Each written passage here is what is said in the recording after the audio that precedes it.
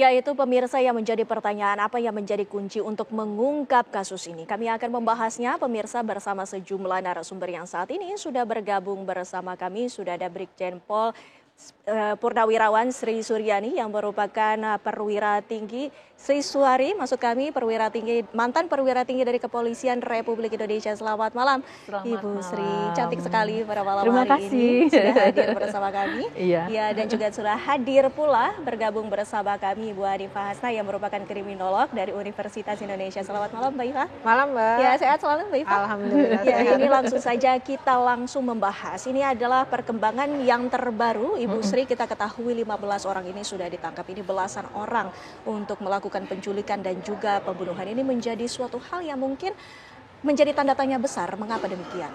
Ya, unik ya kasus ini. Targetnya satu orang tetapi harus melibatkan sekian banyak. Ini menarik untuk diikuti. Kita mau lihat nanti motifnya apa. Bagaimana mungkin peran-peran itu didistribusikan secara tidak terorganisir. Kalau saya melihat ini tidak terorganisir dengan baik. Tidak terorganisir? Ya, tidak terorganisir. Memang ada niat untuk memutus hubungan antara satu kelompok, satu klaster dengan klaster yang lainnya. Nah, karena justru itulah akhirnya kasus ini lebih mudah terungkap.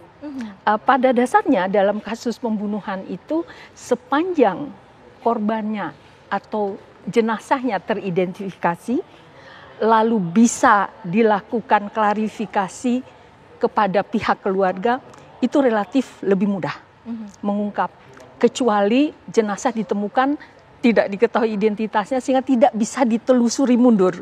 Kan prinsip pengungkapan kasus itu kita menelusuri dari titik awal pertemuan, kita mundur, tarik ke belakang seluas mungkin, sebesar mungkin. 15 orang, makanya polisi belum mengumumkan apakah 15 tersangka atau bagaimana, kita belum tahu ini. Peranannya belum belum tahu.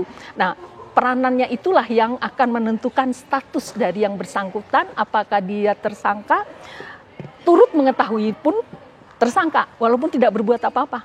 Turut mengetahui karena dia menjadi bagian dari pelaku, walaupun nanti tingkat peran itulah yang menjadi pertimbangan hakim untuk menjatuhkan sanksi. Menurut saya kasusnya unik karena sebegitu banyak.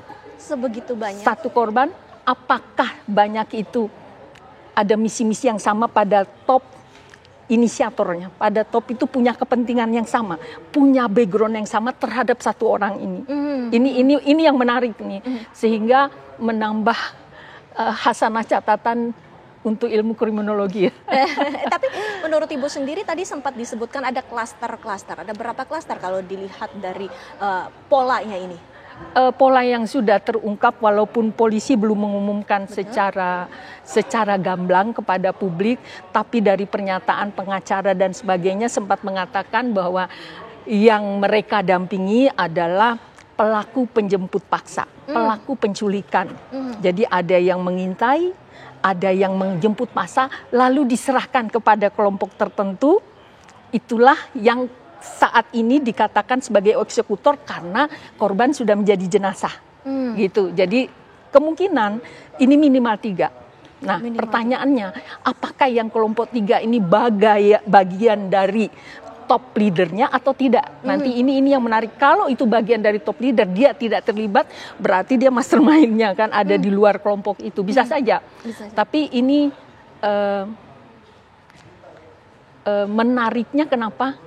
Karena profesi kita lihat, nah ini memunculkan aneka dugaan di baliknya. Ya, baik, Mbak Iva. Jika tadi sudah disebutkan ada belasan orang dan mungkin ada pelaku penculikan dan juga ada pelaku yang melakukan pembunuhan. Apakah ini artinya motifnya berbeda-beda dari belasan orang tersebut? Oke, baik. Kalau kita lihat ada 3 tingkatan ya Mbak ya. Yang pertama adalah mastermind, yang kedua adalah middleman. Middleman itu adalah perantara yang seperti tadi Bu Sri sampaikan. Yang terakhir adalah hitman atau eksekutor. Nah, masalahnya adalah ketika koordinasi mereka ini tidak baik, padahal ini masuk dalam organized crime yang harusnya sudah terkoordinasikan dari awal itu sudah baik, ini kan nampak tidak sinkron gitu ya di antara pekerjaan masing-masing. Nah, ini seperti yang Bu Sri tadi sampaikan, apakah masing-masing itu masih terjalin hubungannya atau beli putus gitu. Jadi putus sampai di middleman ke hitman itu berbeda orang gitu ya, sehingga sampai 2 hari kemarin itu ditangkap, kepolisian belum mengetahui siapa mastermind-nya.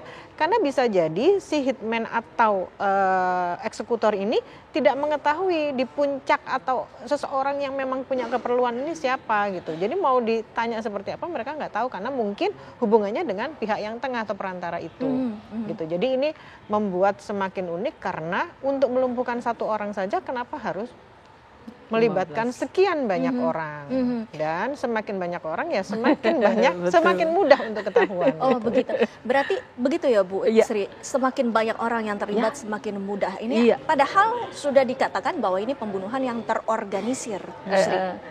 Polanya, modusnya terorganisir, tetapi cara kerjanya tidak terorganisir dengan baik. Karena dia niatnya memutus. Seperti kasus-kasus narkoba itu kan jaringan terputus dengan harapan memutus mata rantai. Tapi ini kan korbannya manusia, bukan barang. Barang itu di delivery ke seseorang, selesai. Kontaknya cuma hanya berdua, belum tentu bisa menyentuh sumber asal barangnya. Ini kan beda, manusia kan. Jadi akhirnya kan mau tidak mau akan ditelusuri gitu. Nah dia mungkin ini dugaan kita, ingin menggunakan cara sel terputus tadi, tetapi tidak apik. Justru dalam kasus-kasus seperti ini, makin banyak orang yang terlibat, makin gamblang lah itu persoalan. Bu Sri Suari, kita ketahui pula bahwa sampai dengan saat ini pihak kepolisian belum mengumumkan nama tersangka. Apa yang kemudian menjadi hal yang perlu difokuskan ataupun kunci agar bisa terungkap siapa yang menjadi pelaku di balik itu? Pertama-tama kita harus apresiasi kepada pihak kepolisian. Kepolisian tidak mencari popularitas dengan bekerja cepat mengumumkan, tidak. Justru dari aneh, nah ada keanehan, ada ketidaksempurnaan yang dikerjakan yang membuat polisi penasaran nih, apa sih konstruksi yang sesungguhnya, nggak usah buru-buru, nggak usah ada di dalam tekanan publik, apapun harapan publik running well, lurus aja fokus. Jadi ini menurut saya, makanya saya memantik teori-teori baru nantinya mungkin ya, pengalaman-pengalaman baru yang memperkaya bidang kriminologi. Kenapa sampai seperti ini? Kita mau bilang ini organized crime? Yes, karena dilakukan secara bersama-sama. Tapi ketika bilang organized, itu kan strukturnya jelas, langkahnya jelas, polanya jelas. Ini justru tidak jelas. Nah, sekarang polisi sudah menangkap 15 orang. Apakah 15 itu semua tersangka? Belum tentu. Ataukah hanya orang yang mengetahui, sekalipun mengetahui tetap dia statusnya tersangka. Karena ketika dia mengetahui kejahatan, tidak melaporkan, berarti dia masuk ke bagian konspirasi. Masuk ambil bagian sebagai konspiratif. Kecuali itu di situ ada hubungan darah. Bapak saya nggak mungkin melaporkan ayah saya. Golongan sedarah ya 3 tingkat itu ya, vertikal bukan horizontal. Nah hal-hal seperti ini yang menurut saya polisi ekstra bekerja tapi asik, ada rasa penasaran. Mohon maaf, selugu itukah atau mau bilang ke ini selugu itukah gitu caranya bekerja, atau ini over excessive, artinya tidak diniatkan tetapi bablas. Ini menarik.